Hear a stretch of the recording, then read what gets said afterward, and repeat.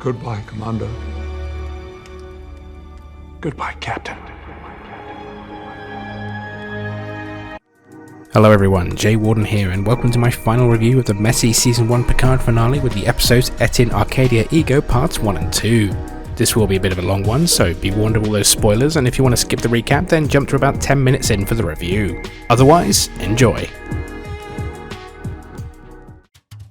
Finally, no more flashback intros as we're thrown straight into the fray with the last Serena riding the transwarp conduit which quickly arrives at Soji's homeworld, Coppelius. But there's barely time to appreciate the view as Narek shows up and rudely starts shooting at them, and as both ships fight, Seven then arrives in style in the cube, and then a bunch of space flowers show up, kill their power, and drag everyone down to the planet. Picard though falls unconscious and thankfully Jurati manages to patch him up before silently telling us that the reason for his brief nap is because his brain abnormality is probably going to kill him soon.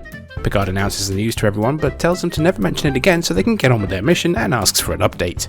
We learn a small settlement is a few kilometers nearby and it's where Soji was born, and that there's no sign of a Romulan fleet yet they're sure to be on their way, so Picard suggests it's time they all go for a walk.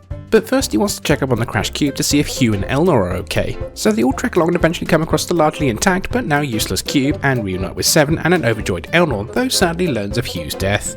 Seven has managed to get a few systems operational though, including some sensors, which allows us to learn that over 200 Romulan ships are on their way.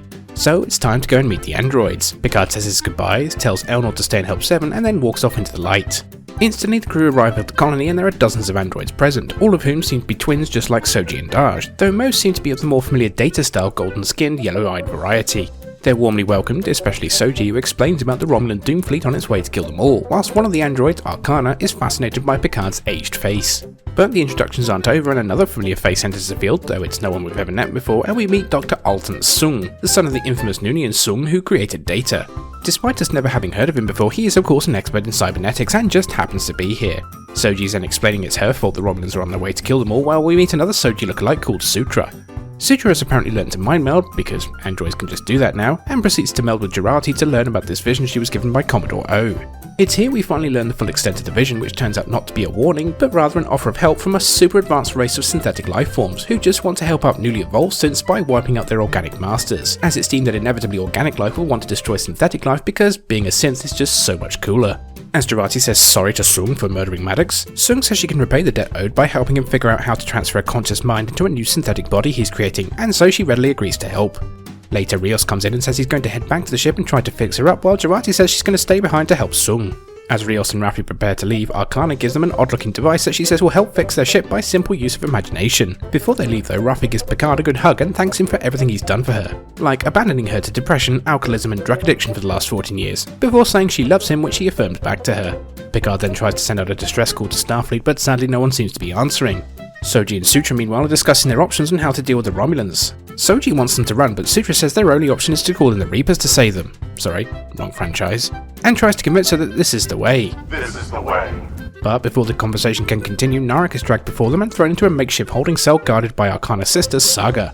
Soji and Narek have an awkward reunion and despite professing his love for her, says they'll still all die horribly very soon. Soji seems to think otherwise and after a brief philosophical chat with Picard seems to be nudging herself towards Sutra's idea of calling in the super synths.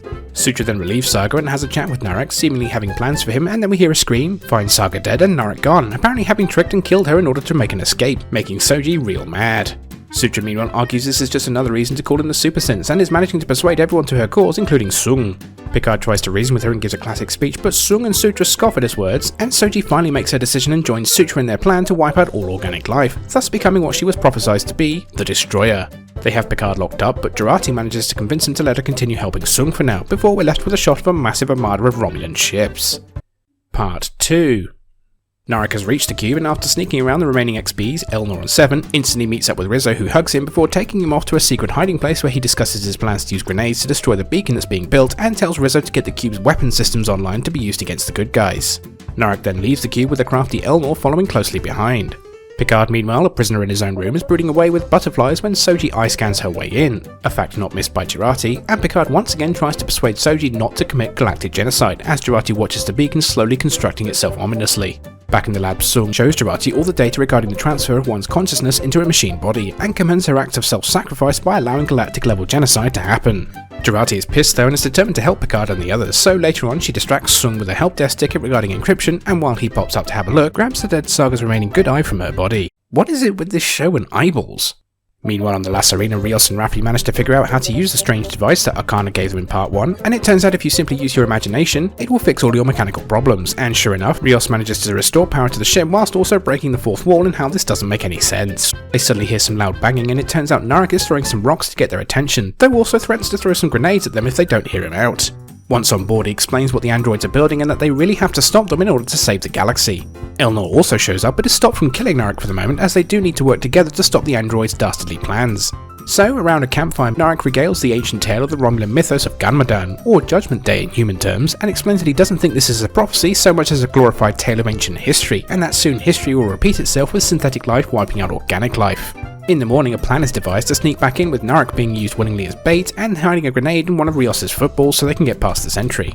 Jurati meanwhile breaks Picard out of his quarters using Saga's eyeball on the retinal scanner, and instantly they're back on the Lacerina. Luckily for them, with the ship now fixed, that means they can take it up into space and prepare to face down the Romulan fleet and stall for time, until hopefully Starfleet can arrive to save the day, whilst also hoping he can lead by example and show the androids that not all organics are bastards and want to kill them. Back at the colony, Sung marvels at his machine body, which is now ready to receive a mind transfer, when he finally gets the last visual data from Saga, showing it wasn't really Narek who killed her, but Sutra, who simply used it as a way to galvanize the other androids into following her genocidal path. Disgusted at her actions, he goes to confront her at the beacon, which is almost ready. Sung expresses his disappointment and with a press of a button instantly disables her.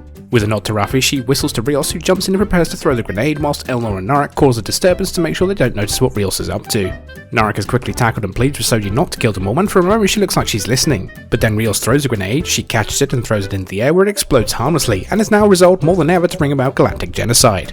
But time is running out for them now as the Romulan fleet finally arrives with the Lacerina in orbit ready to face them and a small fleet of space flowers rising up to meet them.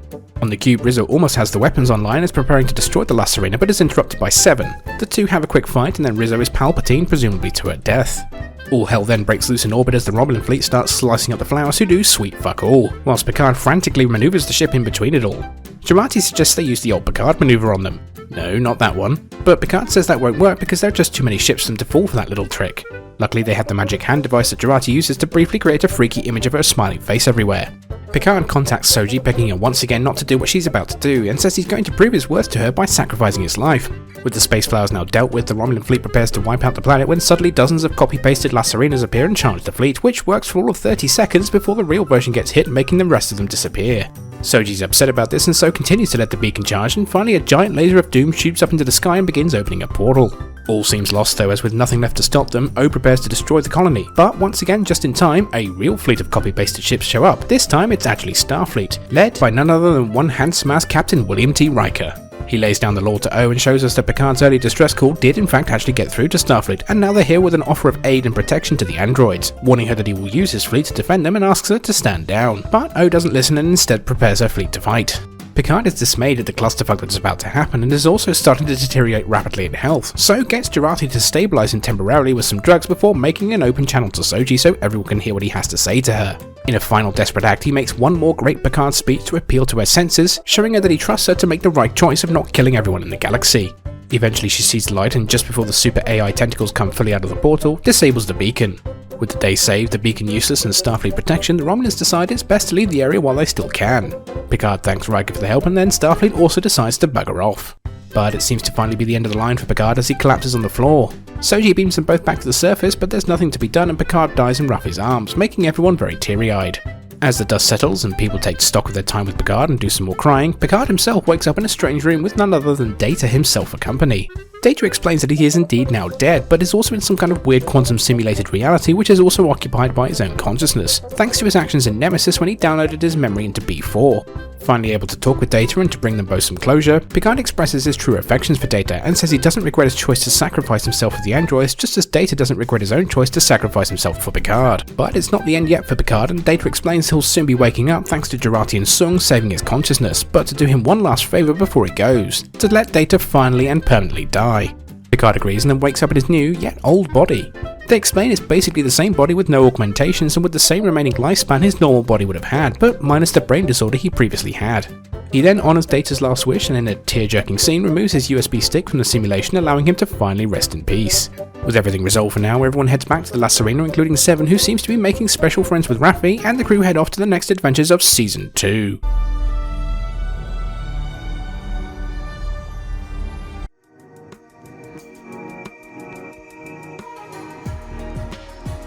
So here we are on the final 2 episodes, the season and story arc are all wrapped up, and, well, that was messy.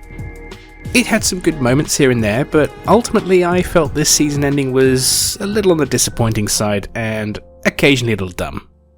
As for the season overall, I think it suffers from 2 major problems, the pacing and the characters.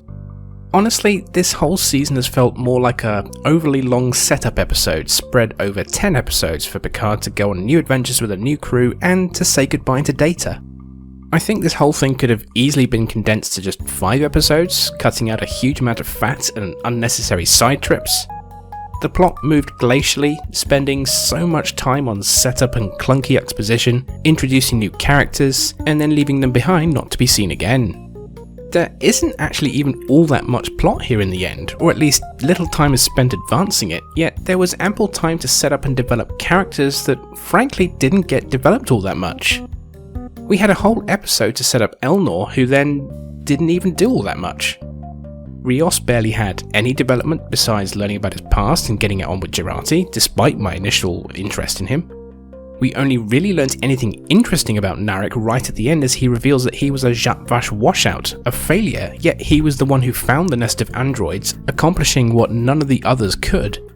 Learning that he was a failure could have been a far more interesting setup for him had we learnt this early on, allowing us to understand his motivations more to prove himself.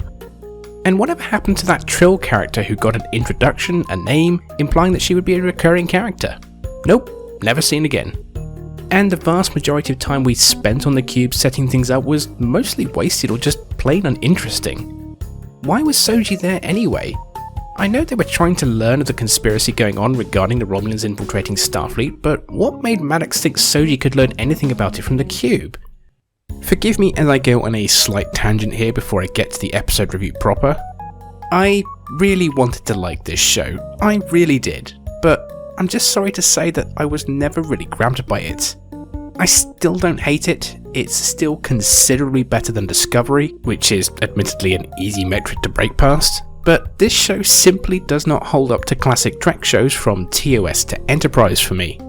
It's quite telling really that the most enjoyment and engaged I actually felt watching the show is when the old characters resurface. Seven, Hugh, Riker and Troy. Most of our new characters aren't nearly as engaging or interesting to watch by comparison for me.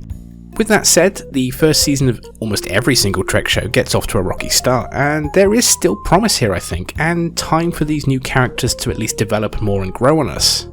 Now, classic Trek series do have their own issues, don't get me wrong. Voyager's lack of character consistency, Enterprise's meandering, bland first 2 seasons, TNG's quite diabolically awful first season, possibly the worst in all of Star Trek, but there is a reason I love them so much, and that's their overall tone, well-written characters, mostly anyway, and individual stories and moral dilemmas with more overarching plot lines or themes as with DS9 and later seasons of Enterprise. You can say that we can never have Trek like we used to, but the Orville has flatly proved that wrong by giving us a modern homage to what classic Trek was like, and is popular with many Trek fans for this reason. You can criticise the Orville for being a bit too juvenile with its characters, or not liking Seth MacFarlane as an actor, which are perfectly valid criticisms in my opinion, I have them myself, but at the core of that show is an optimistic, hopeful, idealistic universe with bright colours and lighting, an upbeat tone, adventures on a spaceship going to new worlds, exploring new cultures that may be used as an attempt to moralistically look at our own present day world. Picard at least ended on a more upbeat, optimistic tone, but the journey to get there was fraught with gritty darkness. Well, I don't want to make this video too long, so I'll leave it at that for now. Let's take a look at this episode, shall we? And where to begin? Well, let's start with the good stuff, or at least the stuff I liked, and in no particular order. Riker showing up at the end was good, if somewhat predictable. Again, that thing about old characters being much better to watch than the new ones. The groundwork for this was laid in Nepenthe when he said he was still on active reserve, and it would be hard to believe that he wouldn't show up to help Picard at some point. The Borg cube showing up was another great moment, albeit very predictable again, but was visually and audibly glorious. Some of the best dialogue as usual comes from Picard as he gets some good lines and a couple of nice speeches here. Favourites of mine was when he says to say you have no choice is a failure of imagination and that fear is an incompetent teacher. Picard overall is the only character continuing to espouse the ideals of the Federation and optimistic future that we all loved about Star Trek, and this is welcome. I like that he sacrificed himself for the androids, paralleling how Data sacrificed himself for him all those years ago, and trying to prove by example that not all organics are bad. I also enjoyed him taking control of the La Sirena and even throwing up a modified version of the Picard maneuver, albeit with a silly MacGuffin device that magic fixes damage and problems by thought. Also great was that the series did end on a moderately upbeat, optimistic tone, with the Federation finally coming to its senses, reversing the ban on androids and embracing the protection of the colony. Finally, I really did enjoy the quantum reality Picard's mind occupied with Data, as it gave both characters mutual closure, and while I once again found the affection Picard has for Data a bit overstated, Data's response to it was just so perfectly Data, and almost tear-jerking. I actually think this is a much more satisfying way to end Data's story, much more than Nemesis did, and given Spiner's age now, it's impossible for him to continue betraying him on a regular basis. So this works great as a way to put Data as a character to rest permanently now, with no chance of him coming back as they try to do for him in Nemesis with B4. If anything, this makes what happened at the end of Nemesis have far more impact and meaning, which is quite impressive given how much Nemesis sucked. Overall, this scene is perhaps my favourite in the entire season, and I guess in a way what the entire season has been working towards, which is Picard finally getting to say goodbye to Data. So, all good. But this is a messy two-parter, with some odd pacing and a few gripes here and there. First, let's talk about the android colony.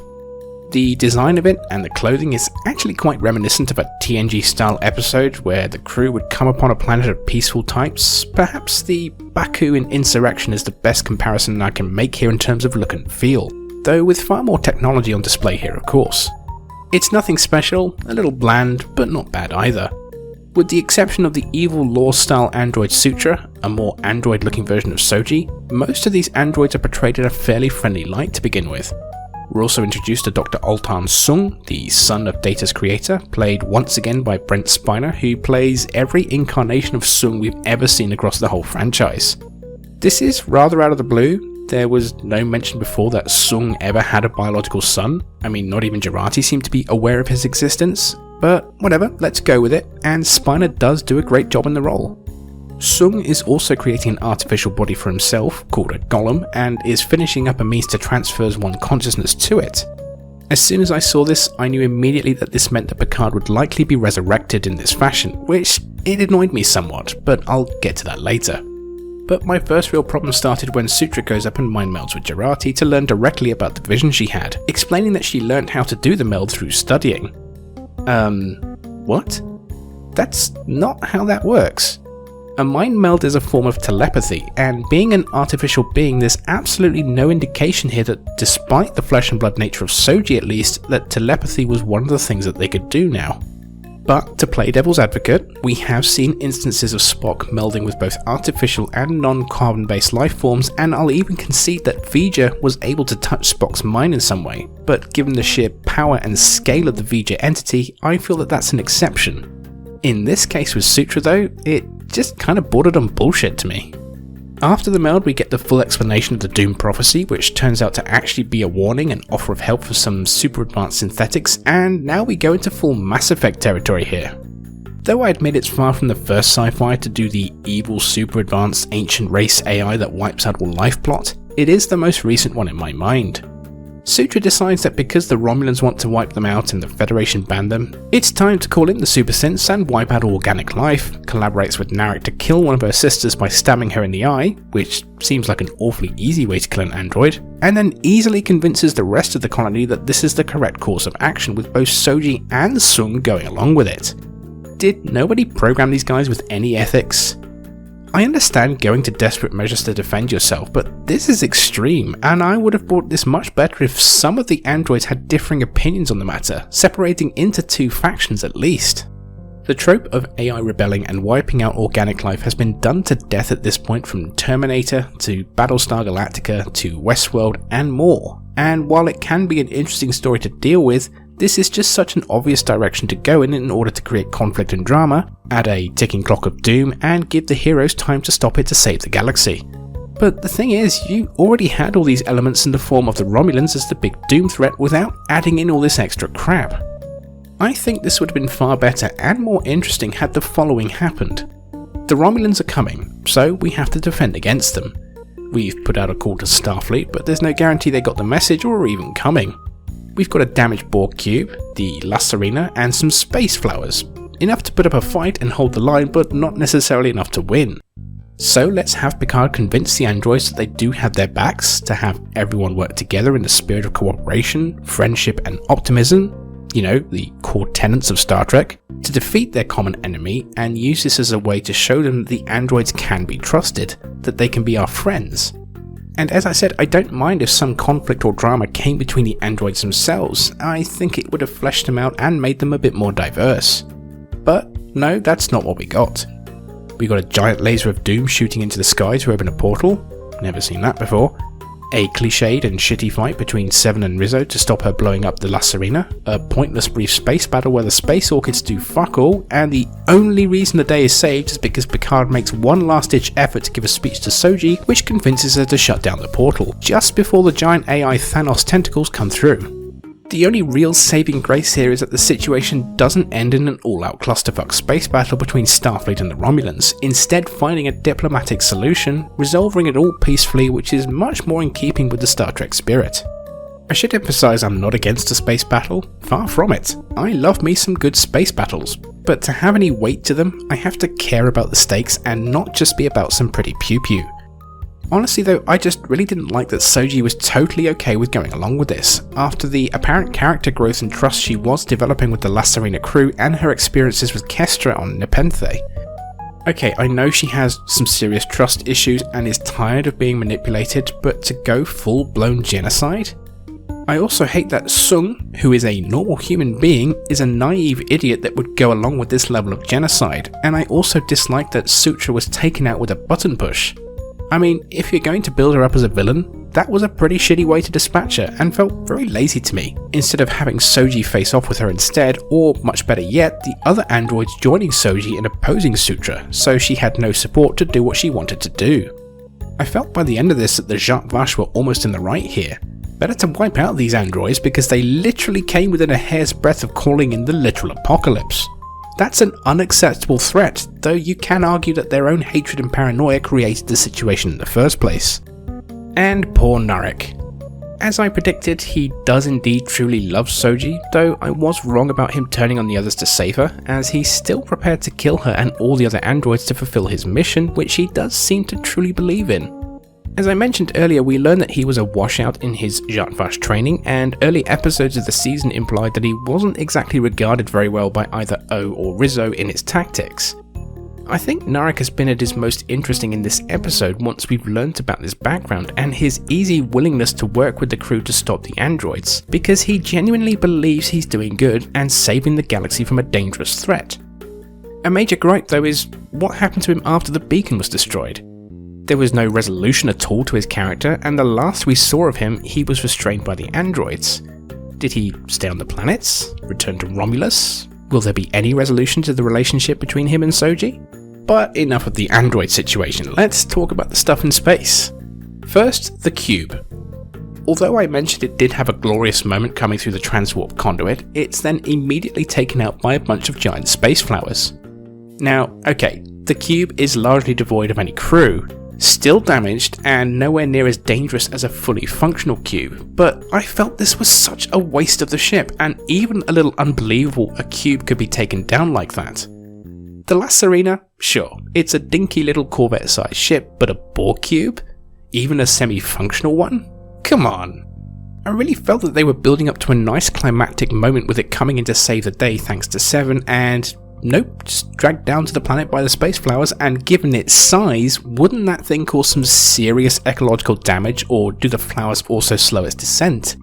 And what the hell is with those space orchids anyway? Visually, they are a splendid design, but so incongruous to the situation that they seem to only serve as a means to force our characters onto the planet, and to serve as fodder for the Romulan fleet doing absolutely fuck all to them despite managing to take down a Borg cube. Just what kind of advanced technology was needed to create these things, I wonder? Why would the androids use these and not something a bit more useful like, say, big space guns and shields to defend themselves, given their technological superiority? As for the Romulan fleet, that's a rather big fleet for a secret organisation within a secret organisation to have. I thought the Zhat Vash were just a story to frighten young Romulans. Did the Tal Shiar go along with this? Is this the actual Romulan state involved as well? We get absolutely no indication here what level of political backing is going on here for a fleet this massive to be involved. It's also complete overkill. Do you remember when one Klingon attack cruiser destroyed all life on a planet? Or when just over 20 Romulan and Cardassian ships leveled the Founder's original homeworld? But I guess visually we have to have as much crap on the screen as possible, right? Because it looks cool. Meanwhile, Commodore O, now having abandoned her undercover position at Starfleet, has turned into melodramatic evil villain, giving laughably melodramatic orders like Ready Planetary Sterilization Pattern Level 5. There are sterilization levels? I mean, she had the opportunity to say fire several times and devastate the planet, and given the android settlement is only in one location, they could have just started there and job done, before even being sure to finish the job by wiping out the whole planet. And then Starfleet arrives. As I said, it was a great and triumphant moment to see Riker, who's as charming as ever, but I didn't like that this fleet is literally just a copy-paste design of one ship. I was hoping to see some new ship designs here, and I got my wish, but it was just a one, and not even a great one at that. One of the things I like about the Federation fleet is that it's such a varied and diverse set of designs, both old and new. But instead it's just one copy-pasted fleet against another copy-pasted fleet. Even Discovery managed to give us a diverse set of ship designs when it shows off a Federation fleet facing off against the Klingons. Though to be fair, I did like O's flagship design. That was cool at least. So let's talk some more about Picard. I've already mentioned that he's largely wonderful through most of this, as he has been through most of the show, even if he's not really quite the Picard we used to know. However, slowly over the course of the season, he has managed to find his groove again, and even takes centre stage, finally doing something directly instead of being at the mercy of events around him. I was disappointed with the quick resolution to his brain disorder though. We have of course known about this disorder since the second episode, and that it would soon kill him, but I had thought this would not really be an issue for another season or two, and would also be a good way to close out the character. Instead, it's brought to a head here, and Picard actually dies, and is then transferred into an android body which looks exactly like him in every way without any special abilities, and will have the same remaining lifespan he had left anyway, and all without his consent. This whole thing was obviously set up in part 1 when Sung showed it off, with the initial intention of transferring himself into it. It could have been a potentially interesting choice to have Picard change into a younger self, a new actor with new adventures to potentially be had, but the show wastes time with everyone crying over Picard's death, instead of, hey quick, we can still save him if we download his consciousness into the Golem. The episode plays it for drama and feels which are not earned because this was so predictable and obvious that it would be the eventual outcome, so I just kept telling the TV screen that it's okay guys, he'll be back in a few minutes. As for the crew of the La Sirena, they don't really get a whole lot to do in part 1, but in part 2 spend much of the time trying to stop the android's plan. What annoyed me the most was this device they're handed, which is a magic hand device that fixes the ship and later on creates a huge holographic distraction simply by the power of thought. This kind of felt like a lazy way to A, fix the ship, and B, stall the Romulan fleet, as much as I did enjoy the callback of the Picard maneuver itself. Otherwise, a good chunk of time is with Narek explaining the prophecy of doom, and they eventually trek back to the colony to try and destroy the signal. At least we know now why they introduced us to Rios playing football. It's so we can hide a bomb later in a football. With the exception of maybe Jurati, almost all the new regular characters just don't leave much of an impression on me, with Rios and Elnor being the least developed of them all in the end. Hopefully, Season 2 might change this. Other minor issues, quibbles, and nitpicks. This looks like pretty mountainous terrain they're trekking through, not to mention a fairly hot climate, and it specifically mentioned how the colony is 5 to 6 kilometers from their crash site. This would be quite a slog for a healthy young person, let alone a terminally ill aged 90-year-old who is going to die within days. In part 2, when Jurati rescues Picard from confinement, in the very next scene we see them, they're already back at the ship, once again trekking an enormous distance and maybe less than an hour before Picard collapses and dies. This is not to mention that the cube itself is in the opposite direction of the colony. So not only did they leave the ship, go to the cube, they then went to the colony, which is, going to be at least 10 kilometers of trekking? Another thing I noticed, why was the Federation fleet not picked up on long-range sensors? The Romulan fleet was detected hours before they arrived, but no one, not even the Romulans, picked up a huge fleet of Federation ships approaching them at all until they're sitting right in front of them. I know, dramatic effect and all, but it's inconsistent, I don't like it. At the very end, we get a nice shot of all the crew together as they head into Season 2, which means Jurati gets off scot-free for murdering Maddox, I guess, and another thing that threw me slightly was that Seven and Ruffy were holding hands. Before you get your pitchforks out, no, I don't have a problem with Seven being bi or anything. My issue here was that there was absolutely no setup towards a potential intimacy between her and Ruffy. It just left me going, huh? And speaking of Seven, I felt she was a bit wasted in these last 2 episodes, though she did have a nice scene with Rios towards the end, and she appears to be joining the crew in our final shot, perhaps teasing us as a regular character for Season 2. I think I'd definitely like to see that, as Jeri Ryan's a great actress and Seven's a great character.